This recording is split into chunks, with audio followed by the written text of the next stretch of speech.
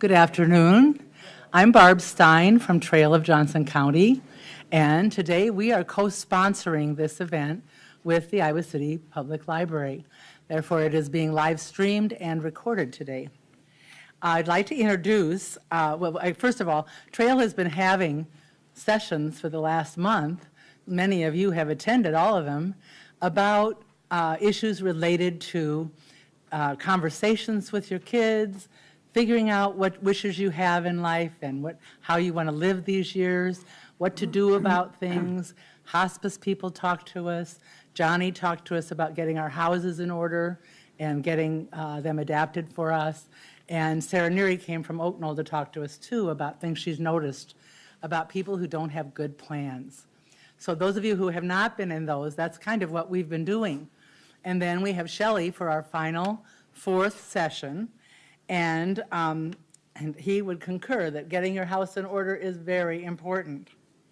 This is Professor Shelly Kurtz. He is the Dave H. Vernon Emeritus Professor of Law at the University of Iowa College of Law. He is just entering his 50th year of teaching at the University of Iowa. Our kind of guy. Shelly has authored 6 books in the areas of property, trust and estates law, and numerous articles in those fields, as well as in the area of health law.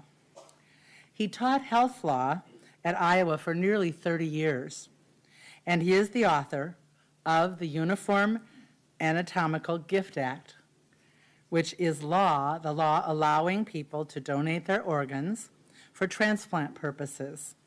It has been adopted in all but 2 U.S. states. So you are meeting someone who's done a law that's been adopted across the land. I have a personal connection with Shelly because his wife and I taught together for many, many, many years, and we also were in a dinner club. So I've gotten to know him at that level too, but I can have nothing but respect for his professional opinions. He has lots to tell us today, and he's going to speak for a period of time and then allow a lot of time for questions because things came up in our sessions that none of us knew the answers to. So he'll tell us what's going on. So thank you. Help me. Oh, and Beth is going to use the mic when we get to the question part. She will bring the mic to you to ask your question because since we're being live streamed, the people who are watching need to be able to hear you too. So she's going to do that part.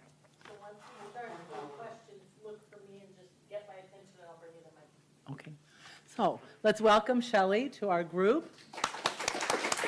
We look forward. Thank you, Barb. Can everybody hear me? Okay. So what I would like to do today is talk about 3 different legal documents. But if you have questions in the question session about other things that I'm not talking about, but they relate to issues of importance to you relating to, passing on assets and things like that, by all means, just ask them, okay, because I didn't get a list of what everybody really wanted me to talk about. So the 3 documents that I want to talk about are your financial powers of attorney, the financial power of attorney, and that's the one that deals with your money, okay? And then we have popularly called the living will, but legally in Iowa they're called the advance directive. But I tend to like living will better, so I tend to use that phrase.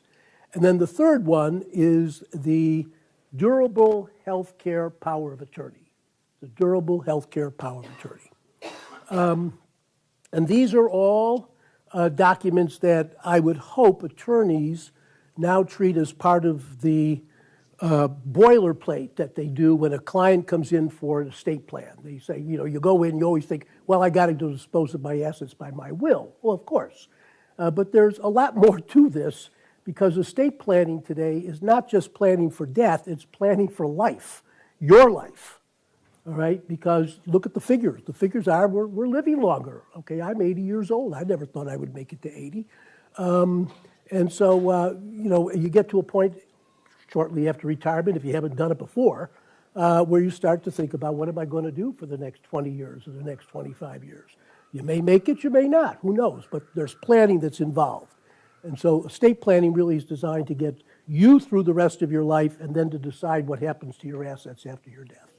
And as I say, I'm talking about 3 of the documents that really are about getting through your life. So let's talk first about the financial power. The financial power is essentially a document that you would sign that in which you designate who can control your assets if you're unable to do so. Okay? There are a lot of reasons why you might not be able to control your assets. Okay? Worst case scenario is you're in a coma. Okay? That's the worst case scenario. But more like you're just, you're getting older. Your mind's not what it once was.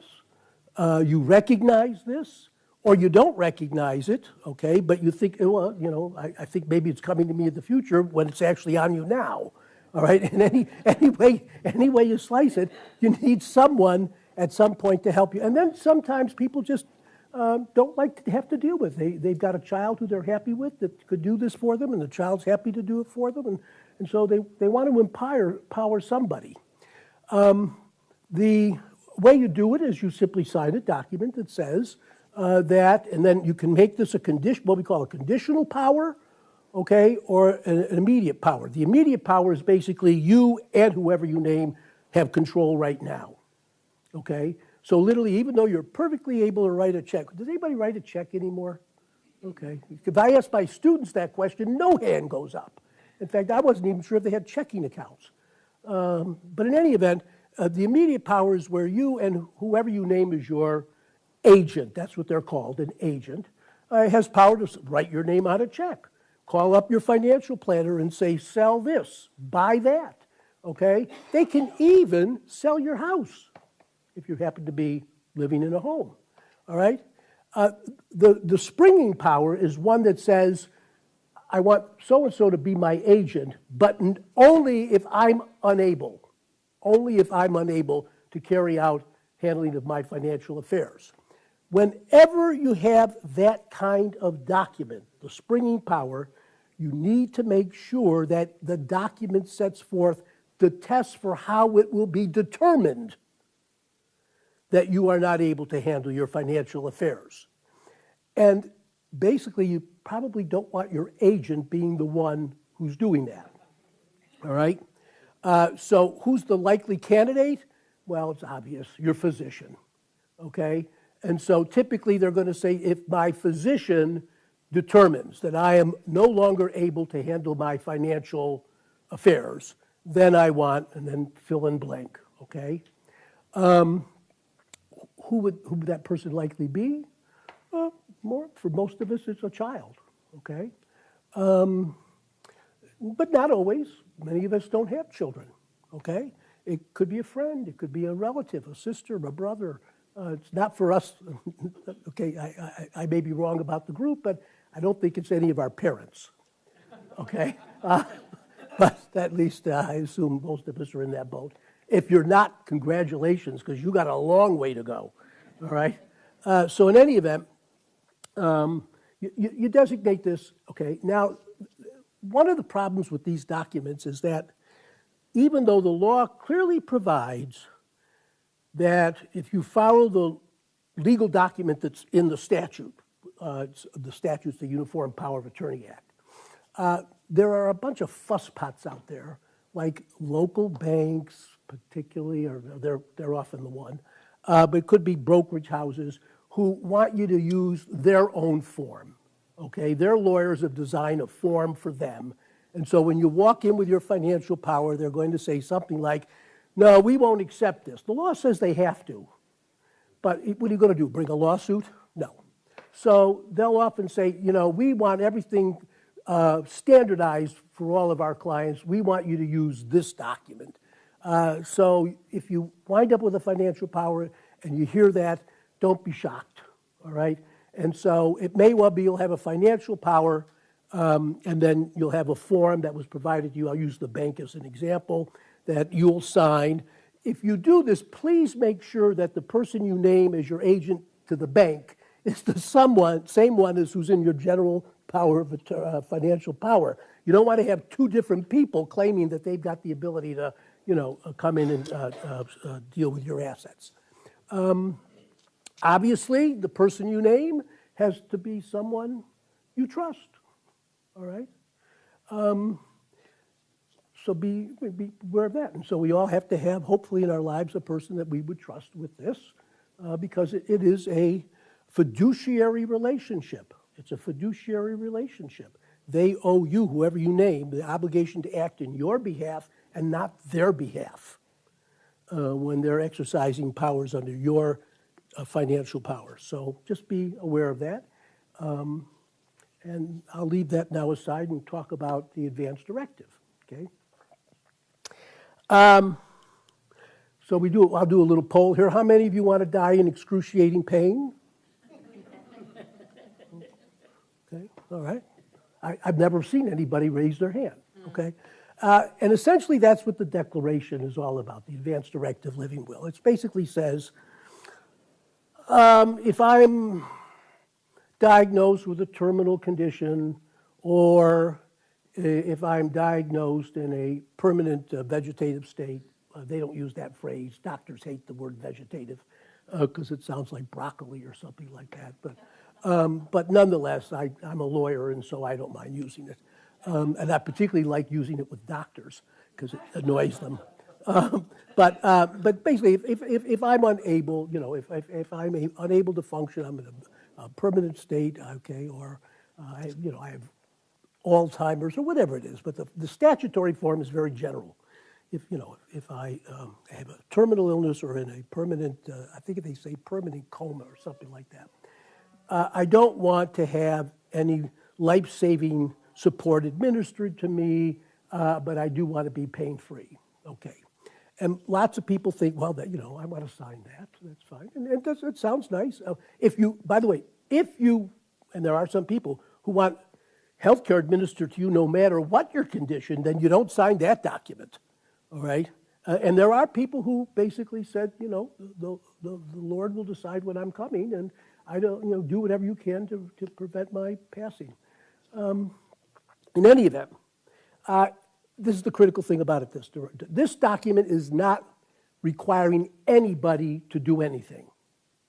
That's the flaw of the document. A lot of people think I've got a living will, I'm in great shape. No, you're not.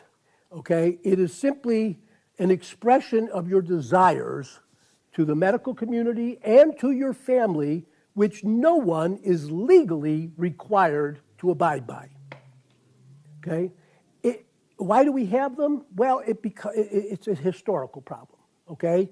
And it was that for years we didn't have any documents that people could sign.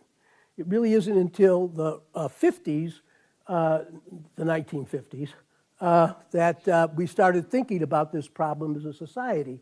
And it really all begins in England with the creation of what was then called, terrible name, it was bad politics, the Euthanasia Society.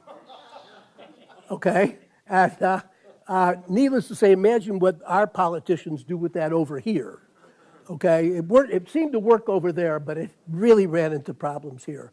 So we have places called like Death and Dying, things like that. And you can go on the internet and you can put in Death and Dying or Choice. I think it's Choice and Dying is another one where you can actually see these documents, and they actually have it available for you by your state.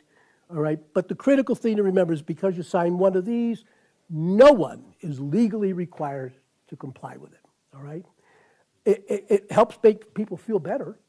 Okay, particularly when you're a state like Iowa where we're lucky about this because a lot of states don't, we have what's called the Family Consent Statute, which says if you've not signed a living will or you've not signed a durable health care power of attorney, the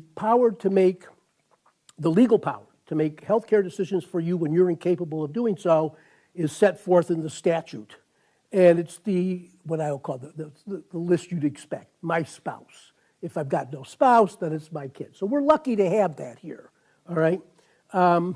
But you could wind up in a hospital in Arizona, Florida. And I don't happen to know what laws they have down there. So, having having no documents is not much of a help, and you don't get to rely on Iowa law. The physicians down in Florida could care less what Iowa says. They want to know what Florida says, and God knows what it says. So my prejudices are showing. I apologize. Okay, so with that, I'm going to move us in then to the durable healthcare power of attorney, because you're going to see in a moment how these last two documents I'm talking about are going to blend. All right, so a durable healthcare power of attorney is a document in which you state that if I am unable to make a healthcare decision for myself, notice what's not there. It doesn't say if I've got a terminal condition. It doesn't say if I'm in a permanent vegetative state. It simply says if I'm unable to make a healthcare decision for myself. And then the law goes on to say that it's the physician who will make that determination. So you don't have to worry about that, okay? Then I want fill in blank to make the healthcare decision for me, okay? Most of us, when we think about this, think about, we're old, we're unable to make a healthcare decision because we've got a terminal illness, or we're in a permanent vegetative state, but you could leave this building today if you'd sign one of those documents and go outside, and it's a rainy day out there, it's pretty slippery, I bet. You could have an auto accident, and you could be unconscious, and they would take you over to the hospital, and your agent gets to make your healthcare decision. You're not terminal, all right? In other words, this document empowers your agent to make healthcare decisions for you under any circumstance where you cannot communicate one, all right? So very broad, very broad, all right? Couple points. Never have more than one agent at a time. And this is a hard one that you're going to have to deal with, particularly if you've got, 2 kids, 3 kids, okay? Because if you say, well, I don't want one kid to feel insulted if I don't name them, so, I got 2 kids, I'll name them both. And then what happens if they don't agree? All right? What happens? There's nothing in the law that tells us what to do with a tie. So, bad idea. Bad idea. You got 3 kids. Well, at least I don't have to worry about a tie. 2-1. All right? And then, depending on which way that vote goes, all right, someone's going to be mad. Your siblings are going to be, you killed mom. You don't want that, okay? So, 1. On the other hand, you actually are going to name more than one person in the document. It's just you're going to say, and if this one's not available, then I want this one. And if you've got 3 or 4 kids, maybe you're going to say something like, and if this one's not available, then that one. The statutory form doesn't provide space for you to do that, but if you get it done in a lawyer's office, and I'm not here trying to encourage everybody to rush off to see another lawyer, although I think you should. A lawyer, when you say, I want to say this person if they're available, this person if not. That's the other thing. Did you hear what I just said? If available, all right? You want someone to make healthcare decisions for you, but your agent may not be available. Maybe they're on a cruise going around Africa. So you better have someone else as a backup, all right? So you need to think long and hard. And of course, the really hard cases is, for most of us, it's what if you don't have any kids? Who then? If you think it was interesting trying to figure out who should be your financial power, think about who's going to be your healthcare agent. Financial power deals with your money. Durable healthcare power deals with your life. So it's a very critical decision that you have to make. So, again, no more than one acting at one time, but have multiple backups if you've got the luxury of having people that you can be your multiple backups. All right? How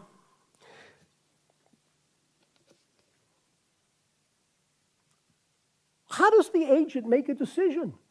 Okay, what does mom really want me to do now? You've had surgery and you've had a stroke as a result of the surgery. You had a blood clot that got loose, and off it went, and now you're there with a stroke, and things aren't looking good. But, on the other hand, you might recover, you might not. You can't make a decision, all right? So you have an agent, but how does the agent know what you would want? And the problem with the durable health care power of attorney, as it's provided for in the statute, is that it won't be there, okay? Because here's the sad story. We can't contemplate every way we could go. It's just not possible. We think about a heart attack, we think about cancer, we think about Alzheimer's, okay? Those don't tend to be some of the biggies for us senior folk. But it could be something completely different. And you simply can't have a document that says, well, if I have this, then that. If I have that, then this. There's a wonderful New York case, just to show you why what I'm about to tell you after the case is so important. In this New York case, you had a nurse who was a cardiac nurse who worked in the cardiac department in a hospital for close to 35 years. And so she saw a lot of dying patients. And so she signed a power naming her child as the agent. And often she would come home from nursing and talk about the day's events. And she always said things like, I wouldn't want to live that way. I wouldn't want to live that way. I wouldn't want to live that way. But the way was always related to what she was seeing in the cardiac ICU. She wound up getting cancer.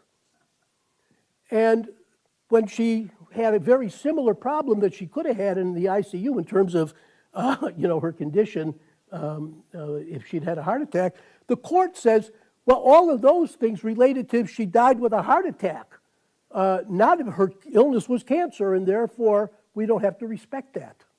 It was complete. That's why I always tell people, don't die in New York, or don't come close to dying in New York, because they're really tough on these documents. They really are. We're liberal here. So what's the point? The point is, you've got to talk to your agent. This is not a pleasant conversation, right? Who wants to say, oh, before you eat the turkey, I'd like to talk to you about what's to happen, if I'm in a hospital, okay?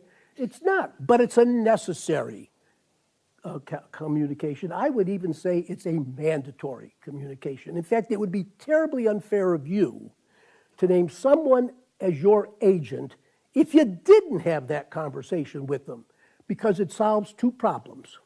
One, it's helping to assure that they'll make the decision you really want, and two, it helps lift off the guilt. And this is a problem when someone's an agent, okay?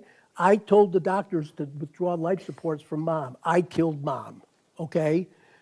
No, you carried out Mom's wishes. And Mom made that point to you hundreds of times. You carried out my wishes, okay? I want you to do this for me. I took care of you for years. You take care of me the way I want now. That's why it's so critical. It solves the psychological difficulties of being the agent, and two, helps to carry out the real wishes of the principal in terms of what they want. Well, what is it you're going to say?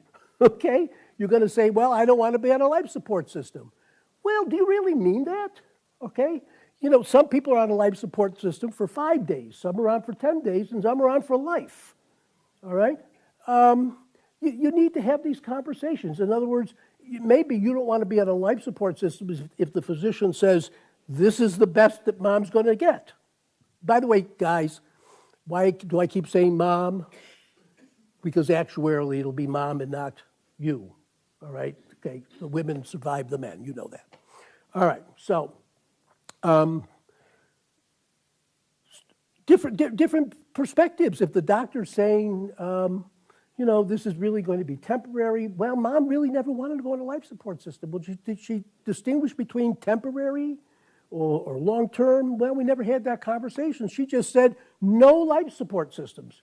Well, did you really mean that? If that's what you meant, fine, let the kid know. But if what you really meant is, I don't want to be on the life support system for a really long time when, I'm never going to be able to recover from it and live the life that I had, that's one thing. But, there are people who go on life support systems and they're there for 3-4 days and then they're taken off.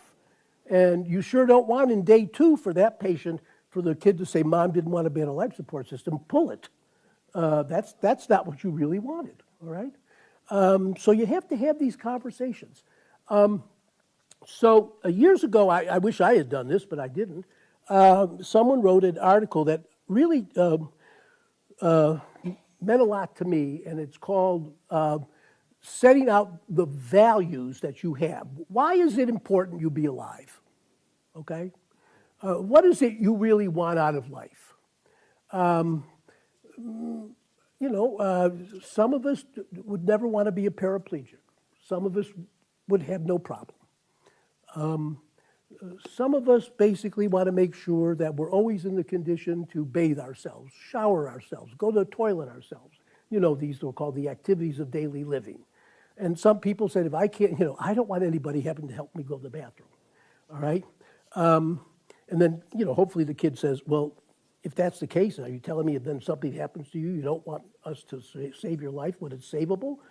Then the person all of a sudden said, well, no, I didn't mean that, all right? But what is it? You want to be able to communicate, okay? You want to get together with your loved ones. You want to, I've got I won't make it too specific, but I'm involved right now with a circumstance where a person is dying, and their goal is to have one last Christmas, okay? And there's no doubt that they're going to pass in the near future, but they want everything to be done that makes sure they can have one last Christmas together with their family. So, whether they'll get that or not, we don't know, but nonetheless. But that's the goal. They've communicated this with their family. So you have to have these conversations, and the kids, they don't want to hear this. They don't want to hear it from mom and dad. We're getting old. Things can happen. We got to think. They're going to say, you're going to live forever. Grandma lived to 93. Well, that doesn't mean you are, okay? I can tell you one of three things will be true. You live to 93, or you live beyond 93, or you live less than 93. One of those three is, I guarantee you, going to be you, right? So it's a crapshoot. You don't know, all right? So communication with the person you name as agent and backup agent, okay? Because you never know if it's the backup agent who's going to be making decisions for you, all right? Where to keep the documents? Where to keep the documents? Well, the one place you don't keep them is with your lawyer. Yeah, you don't keep them with your lawyer. They're no good there, okay? You don't keep them in a safe deposit box. They're no good there. Safe deposit box requires you be dead before someone gets into it, all right? So, okay, now the good news is for healthcare powers of attorney and living wills, okay, you can give one to as many people as you would like, but there's a risk, and I'll come back and mention that in a minute. But number one, here in Iowa City, we're sort of blessed because most everybody who's a doctor is also at UIHC these days. I don't see any of you work deal with Mercy these days? Used to. Oh, used to, right, okay, yeah. So with UIHC, I'm a patient up at UIHC, and many of you are, I assume. You just take it up there, hand it to your doctor, they put it in your my chart, and there you are, okay? Certainly your agent ought to have one. Now, as I say, give them out freely, but here's the problem. At some point, you may change them. So when you change them, you always have to make sure that whoever had a copy gets a copy of the new copy, right? So that there's no dispute as to who is really the agent when it comes to who's going to be in control. You can give a copy to your lawyer, although I don't know why, particularly. Members of your family, particularly those who are named as agents, okay, communicate with the non-family members who are not your agent why they're not. That's not always an easy conversation. I have it easy in my family. I've got one kid in Iowa and one kid in North Carolina.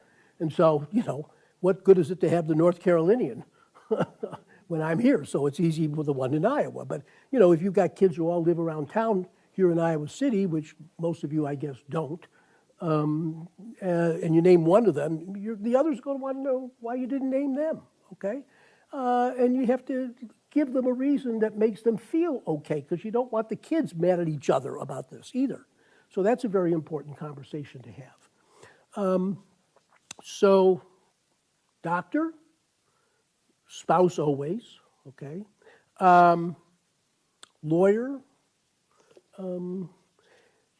if you've got multiple institutions you deal with, okay, you said you went to Mercy, okay, I don't know what's going to happen with Mercy. None of us do. But I can imagine that there's a world in which Mercy has got some of your work is done at Mercy and some of your work is done at UIHC.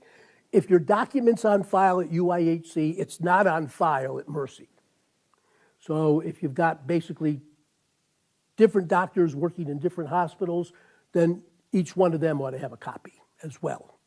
You don't want to be miserly about who gets your copy, even though there is this problem of making sure, should you change it, that you get back to everybody. I always get a tickle out of the fact that whenever I'm up at UIHC, which as I get older seems to be more often, that they're always saying, "What do you have a durable healthcare power?" I say, "Isn't it in my chart?" Well, oh yes, it is, but I guess they want to double check, make sure I haven't revoked it or something like that.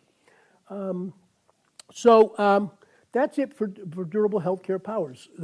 Setting forth in your conversations the things that are important to you, and you can even have these written out if you wanted to. You could have a value statement attached to your durable healthcare power of attorney that says, these are the things that are important to me.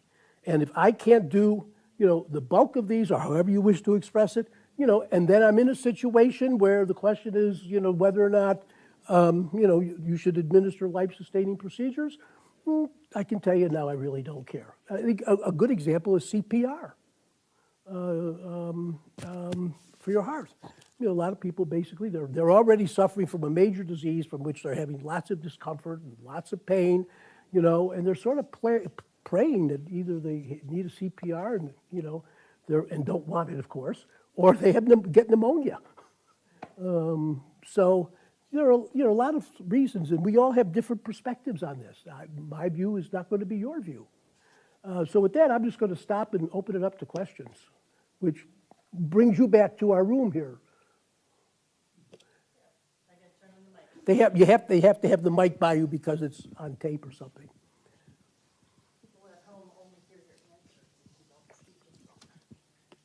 Righty, and I'll get it close to my face because I know people don't do that. So we did go to a lawyer and we did the healthcare power of attorney, and he also had this checklist of, yes, I want antibiotics. No, I don't want, so we went through, I don't even know how many scenarios. I know not all. Yeah. But I've seen those documents as well. Did he have it by disease? No. He just had generally? Mm-hmm. Yeah, so it's complicated, okay? Right, You might not want an antibiotic for this, okay? Think about COVID.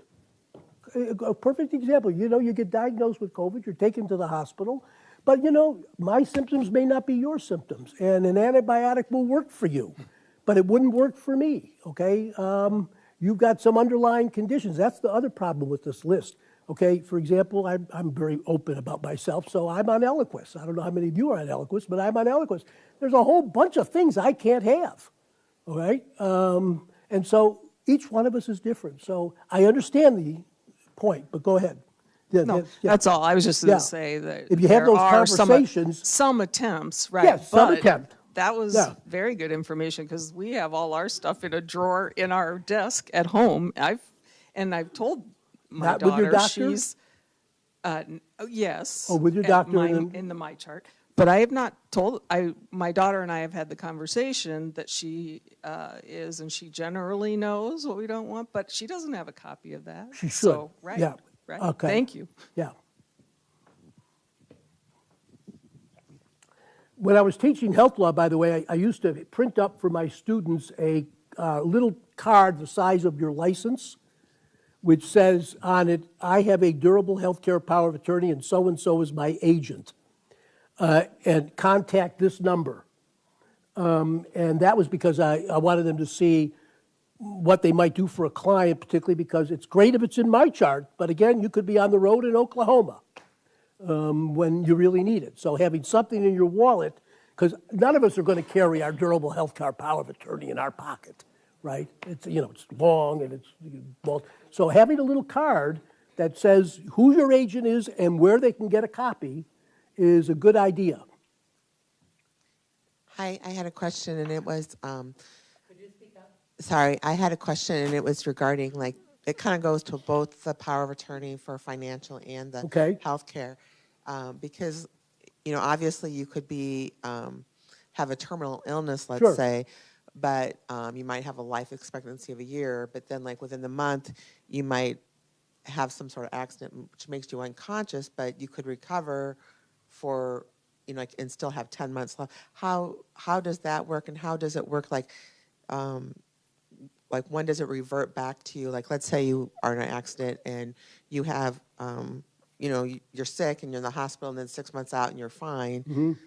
What's the mechanism that it that goes back? How does it get back to you? Yes. Yeah. Okay. Yeah. Yes. Well, so the way it works for financial powers is that at the time of the exercise, they have to basically say, if it's a springing power, the principal has to be unable. They have to state that that's the case. Now, could someone lie? Of course. These are not perfect documents, okay? And kids aren't perfect either. But if you're able, it automatically comes back to you. That's the way the law works. How it really works in the real world is a little bit more complicated because, when the kid comes in and says, mom is unable to make a financial decision, and this is what I think we have to do in order to help pay because she's going into the nursing home, and we need to come up with $50,000. They may or may not talk to you. Depends on where you are. All right. They'll often ask the person to sign a statement that they're so. And why do they have them do that? It's not to protect you. It's to protect them.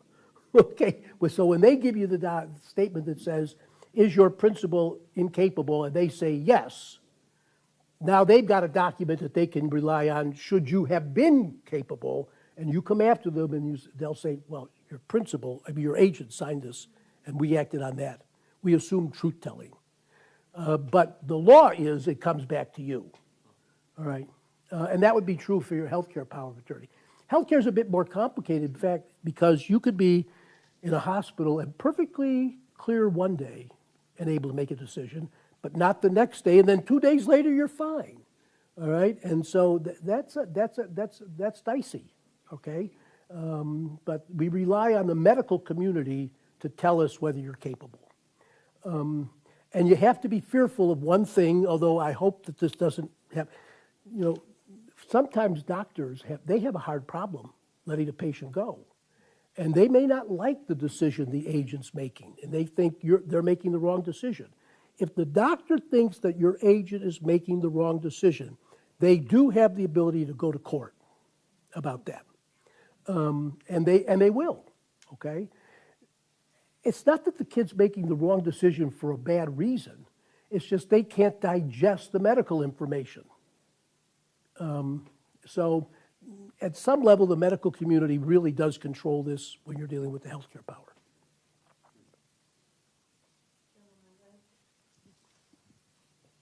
My question just went from what I thought was really simple to becoming really complicated as you're expressing that. So with what this lady expressed over here, my initial question was with the durable healthcare power of attorney, and you had mentioned problems with respiratory, so I was thinking, okay, does that include the DNR, do not resuscitate, or does that have to be specific? But now you're saying, that if it is or it isn't, the doctor can still question the agent. Yes. So I guess part one is, and knowing this on a personal level, does the agent need to be someone who is not family connected, who can separate themselves in that time of making that hard medical decision? And that can be dicey. Okay. So, and then the second question is, considering we have a fair amount of attorneys out there, okay, and much like you wouldn't want you wouldn't want your dentist doing neurology on you. How do you determine what lawyer to pick? For writing these documents? As a practice. Oh, okay. you know. Well, legally, any lawyer can write any document. That's the starting point, okay? In the real world, that's not the way it works, okay? You would want to have someone who has a reputation in the community for doing estate planning work. And we're blessed in Iowa City with tons of attorneys who do estate planning work. So I don't think that finding such an attorney would be a So that's the precursor on the lawyer is an estate planning attorney. That's right. You're looking for someone who does estate planning, okay? And we have multiple firms here. There's one across the street. There's one around the corner. There's one 3 blocks from here. I know them all. Most of them have been my students. And so you want an estate planning. Yeah, you want someone who does that. You don't want a litigator, okay? On the first point, it's kind of hard to have someone who, I mean, if you've got children, maybe you got a sibling that you know, maybe your best friend, okay? But for most people, it's going to wind up being either, for most of it, if we're married, it's likely going to be our spouse, and then if my spouse is not available, my kids. But, if you want somebody, what you really want, I don't think, is the friend. What you want to make sure is your kids are willing to stand up to the medical community, all right? So, they've got to be forthright. They have to be demanding. I'm sure many of you have already learned that these days, at least I've discovered this, I don't ever want to go to the doctor without my wife sitting next to me. And I don't want to be a patient in the hospital if I don't have someone who's going to be my advocate. Because you will need those people. I mean, it's very important to have such people in your life. Sadly, many of us don't. And I feel badly for those persons because, if you go to the doctor, all right, and they're announcing to you a bad diagnosis. Mr. Joe, you've got lung cancer. Your mind just turned off, okay? They start telling you this, they start telling you that, and you're hearing cancer, cancer, cancer, and you haven't heard all the rest of this. And that's why you want to have someone else there who can come back and say, well, no, this is what happened, okay? So, and it's the same thing in a hospital. Doctors won't go to court if they think that the agent is acting rationally, all right? So, there's no guarantee everybody we know is going to act rationally. But if they really think that the agent is not digesting the material, had a case a few years ago involving a nun who wanted to be withdrawn from life support systems. The agent said, take it off. And they didn't think the agent was acting rationally. And there was a big brouhaha. Also, at least here, we have a committee you can go to and fuss about, if the doctor and the agent are acting. But agents, which is the beauty of the durable power, they have legal power to make the decision, okay? And so the doctors know that, and they don't want to walk into a lawsuit either. So they're likely to, as long as it's rational, they use the same test for agents as they do for whether suppose you decide a medical decision. A doctor has a legal obligation and a moral obligation not to follow that decision if they think you're incompetent. And so there's standards of what it means to be competent to make a medical decision, okay? And they'll use that same test when it comes to agents. Back there?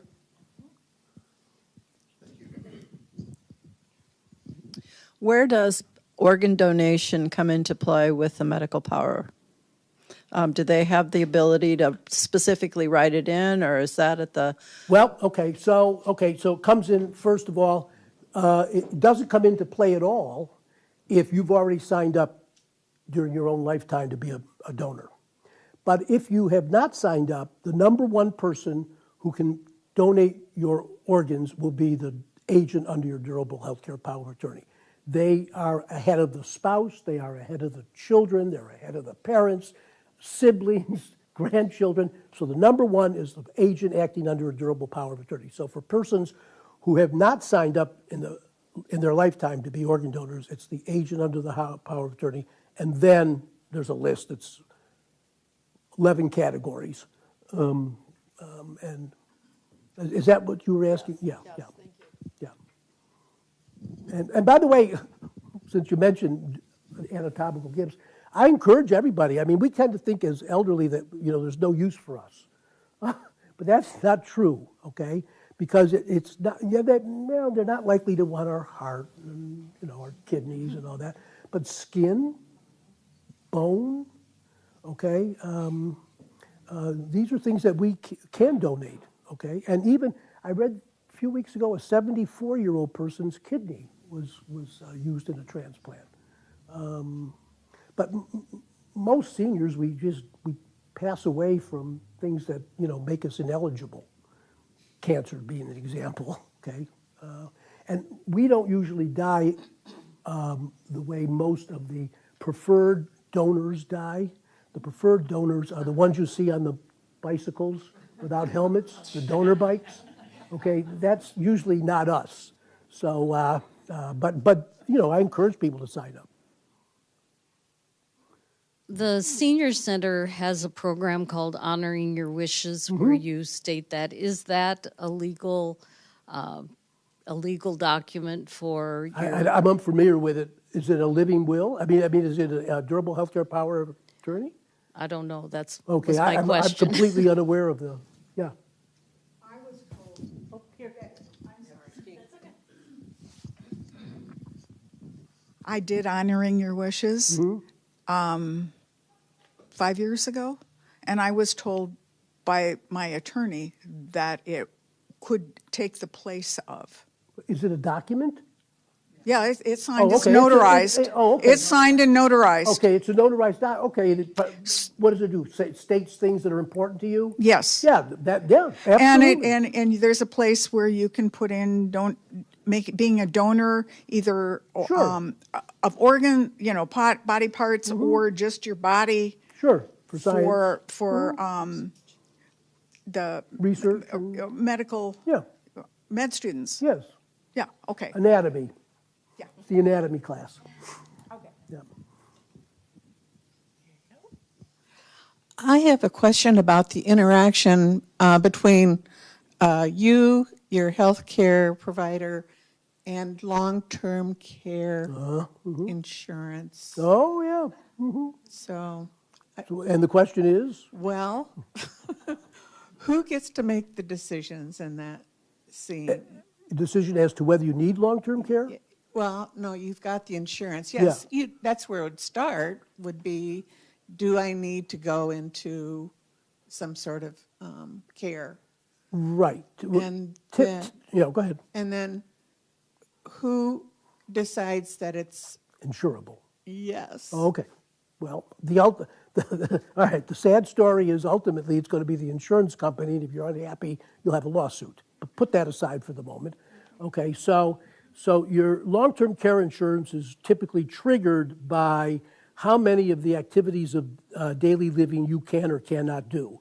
And depending on your policy, it could vary. It's typically between 4 and 5, okay, that if you cannot do, they'll cover you. But they can always dispute the assessment of whether you can do them. So, what you're hoping for is that, because it'll be your physician that's going to be working with the insurance company to set this up. Or it could be nurse practitioners or social workers, things like that. So they'll work with the long-term care policy company, provide them with all of the data that says why you cannot do that or can do that, and then hopefully they'll decide to pay. I don't know if this is responsive to what you have actually very little to do with it. Okay, you're the patient, and it's really going to be a discussion between the medical community and the insurance company. Okay, I hope you bought your policy a long time ago. Yeah, okay, because right now, have any of you been getting your homeowners insurance policy rates lately? Have you noticed what's going on? Right? Long-term care is out of sight if you buy it now. So,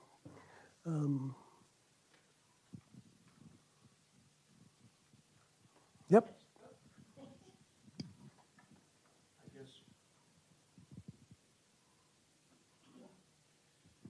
I guess more than anything, I'm just making a comment on what you just said, because I was in the hospital for a long time this year. And I remember for about a week, each day, the social worker was working so hard to get me a bed somewhere. Yeah. If I did well that day, I got cancellations at certain places. No, everybody rejected me as I'm trying to feel healthier. And then if I did poorly, I got rejected by other places. Right. So I felt like I was walking a tightrope. Yeah, yeah. You know why they were looking to get rid of you? You cost a lot. Yeah. Yeah. It's hard not to feel that way. Yeah. Oh, no, I mean, you know, sadly, I mean, the American healthcare system is essentially about money. I'm actually somewhat of a critic of it, okay? But yeah, I mean, but every day they're going to make an assessment, you know, try to determine whether or not, because they're anticipating you're going to have to be in a care facility for a while. It's better off being over there than in the hospital. Yeah. I just wanted to say something about honoring your wishes. It's a document that you can, if you just Google honoring your wishes, you can download it. Oh. But there are also trained volunteers through hospice, through the senior center, who can help walk you through it. Oh, that's good. So yeah. It's a good document, and there are people who are trained to help you walk through it. Yeah. And notaries are there. They have notaries there?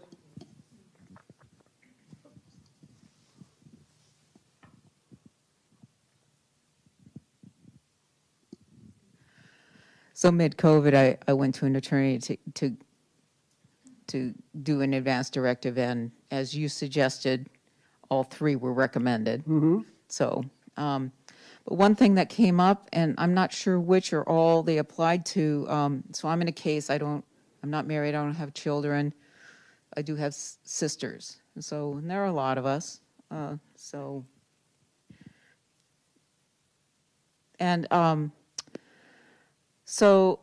I have a friend and a sister as a backup.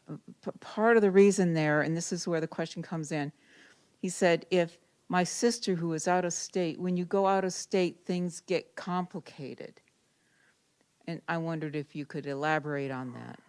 So, yeah, and I'm not sure what your attorney was necessarily thinking. So, every state has its own statutes that deal with durable health care powers of attorney. Okay, and they're not in sync. We don't have one statute that everybody has. But in at least most of those statutes, I can't speak to every state, but in most of those statutes, there's what we call a conflicts clause, which isn't in your document. But basically what it says is, if you've got a healthcare power of attorney that's valid in the state of your domicile, this state will recognize it. And what the attorney may be thinking of is that you could, be driving through a state. Yeah, I better not do that. Driving through a state that wouldn't necessarily recognize a Iowa power. No. Is that what? No, go ahead. It had to do with someone out of state implementing the decision. That's what I thought he talked about, but maybe I'm incorrect. Maybe I'm. He was cautioning that, not having an agent who lives in another state. Yeah. Well, the caution to be where they're not going to be available, but legally they can do that. They can act for you. But I would caution you not to have an agent who's out of state for the very reason my daughter in Iowa was my agent. There's a 90% chance that when I go, it'll be here, and probably a 10% chance that I will be in some place not North Carolina, where my daughter lives. So having my daughter, they can do it by telephone, but it's so much easier when the person's actually talking to the medical community, which is in front of me. So that's the big concern I'd have when you have someone who's out of state. Now, on the other hand, if it's Quad Cities, well, I don't see the deal. It's no big deal. But maybe that's what they were thinking of. But legally, you don't have to be a resident of Iowa. Okay. Yeah.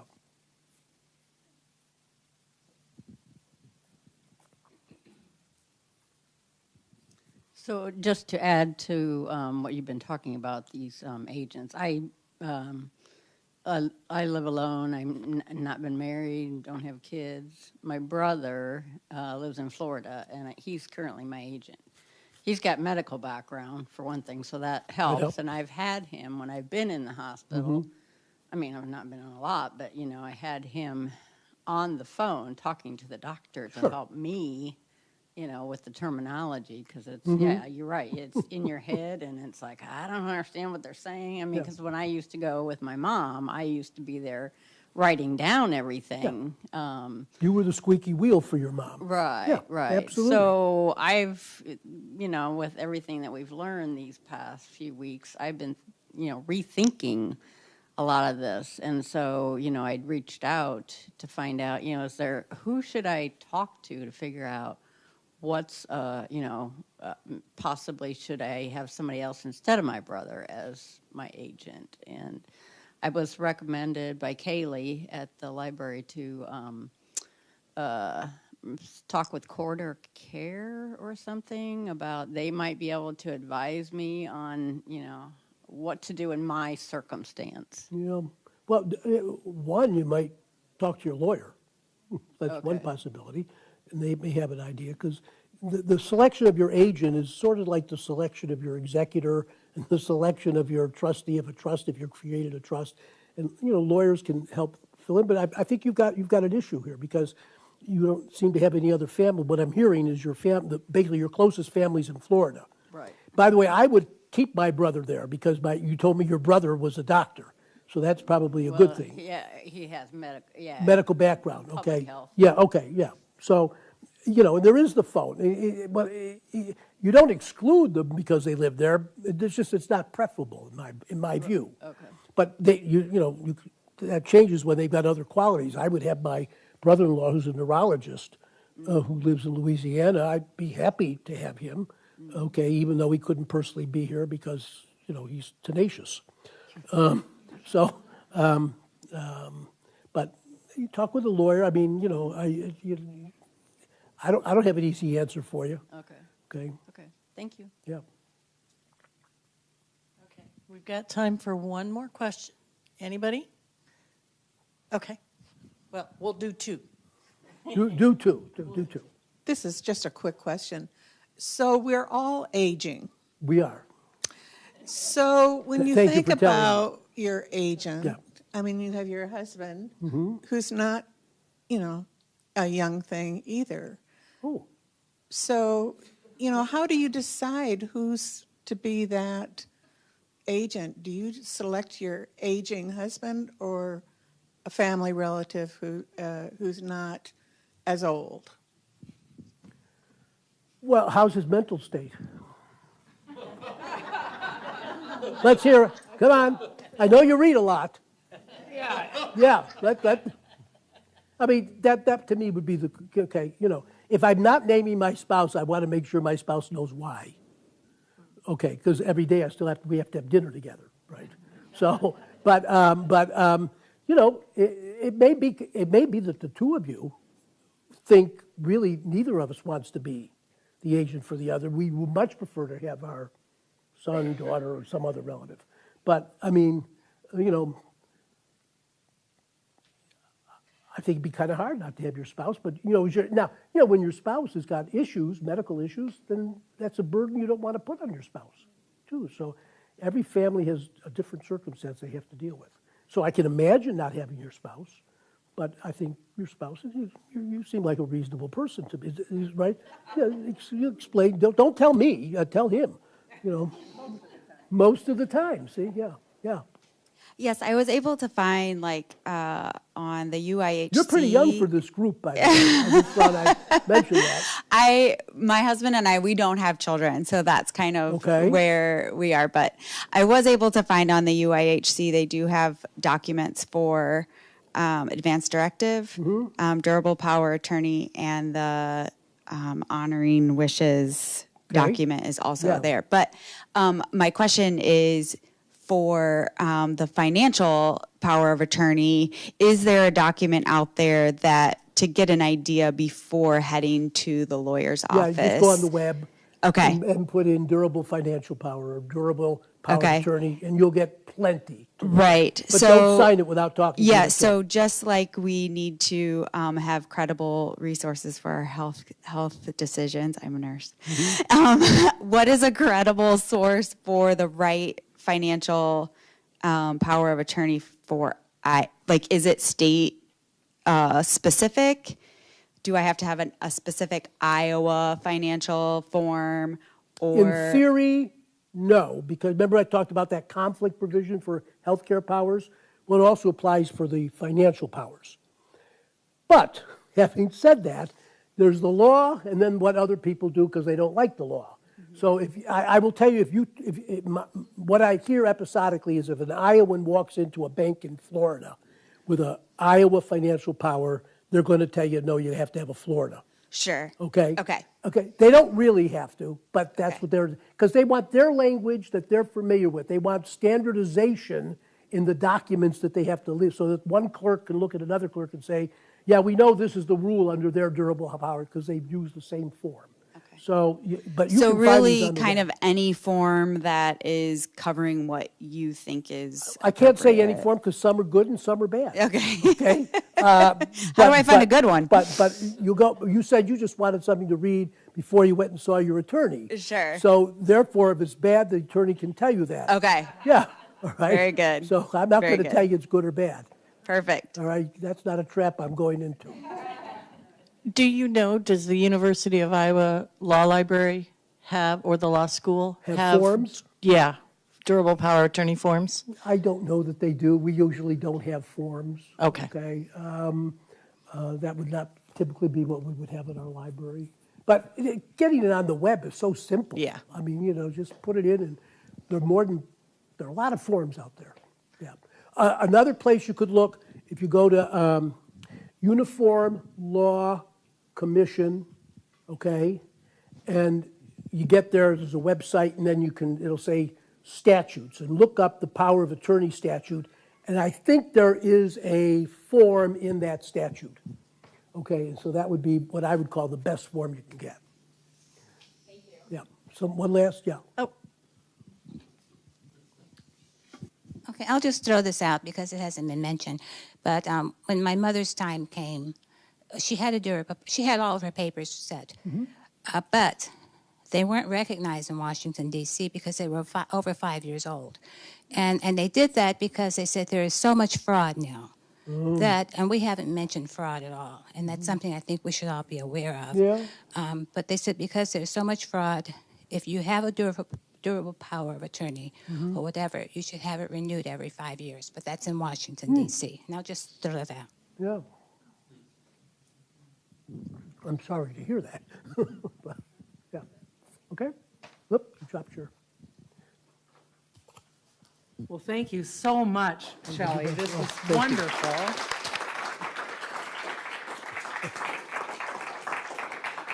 And thank all of you for coming out on this rainy day. I hope your drive home is beautiful with the trees. I do want to mention to you that in November, the Senior Center and Trail are both offering 3 more sessions that are open to the public. You don't have to be a member of Trail or the Senior Center to attend. The first one is November 7, and that is Alec Modrick, who is an estate attorney and is also an elder attorney, which is very rare in Iowa. There's a great big law firm in Des Moines that's an elder attorney firm, but he's the one who's from that firm who is Davenport and Cedar Rapids. He will do consultations on Zoom, but come and meet him anyway because he's got interesting things about why you wouldn't put your house in your kid's name and questions like that are different from what we were talking about today. Then on November 14, Kim Bergen-Jackson from Oak Knoll, she's the director of Oak Knoll, and she will be speaking about how do you make decisions about whether you're going to change your living. You know, are you going to move from your house to a retirement community? What things should you consider? She's not saying you need to come to Oak Knoll. This isn't a promotion for Oak Knoll. It's just a person with a lot of experience talking to people about how do you decide when you'd like to do that. And then the last one is the 28th, after Thanksgiving, and that person is Ken Holmes from Lansing Funeral Home, who will talk about what things you should have pre-planned. He's also not promoting his firm. He's just telling you what you need to think about and how you make your wishes known there. So all three of those are available. All three will be live streamed, so you don't have to come down to the center if you don't want to see those. You can just watch. And let's see what else. I wanted to tell you there's also Frida was interested in fraud protection. And I talked to Michelle at the Senior Center, and she said, really one of the best people in town is the person identified as the fraud prevention specialist for the police department. And she is aware of everything going on locally, and the Senior Center is giving this every 2 months to keep on top of these fraud alerts. And I can only say that a lot of people I know who are very smart, very savvy, made a quick decision and it was the wrong decision, and later on they just feel so terrible. So that presentation is also in the new book that's out, and I think worth going to and keeping on top of. So thank you very much for coming, and have a great day.